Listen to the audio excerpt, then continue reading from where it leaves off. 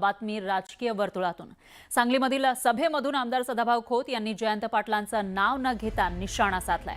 खूप दिवस ते तिकडे बसणार नाही, थोड्या दिवसात ते भाजपमध्ये येतील, सत्तेविना फार दिवस ते जगू शकत नाही असं सदाभाऊ खोत म्हणाले।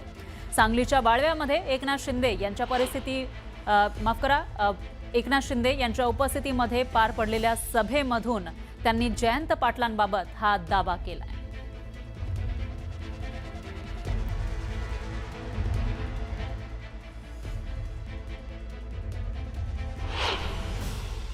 ते लय दिवस तिकडे बसणार नाही, थोडे दिवसात बाबा ते भाजपमध्ये येतील। त्यांना बघा तुम्ही घ्यायचं का नाही घ्यायचं, कारण ते सत्तेविना बाळ जगू शकत नाही। ते वाट बघायला लागले उडी कवा मारायची, कारण त्यांनी समाजासाठी काय केलं नाही, समाजाला काय दिलं नाही।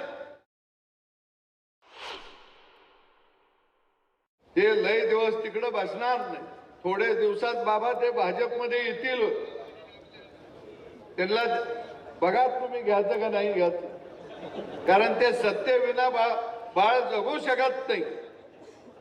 ते वाट बघायला लागले उडी कवा मारायची, कारण त्यांनी समाजासाठी काय केलं नाही, समाजाला काय दिलं नाही।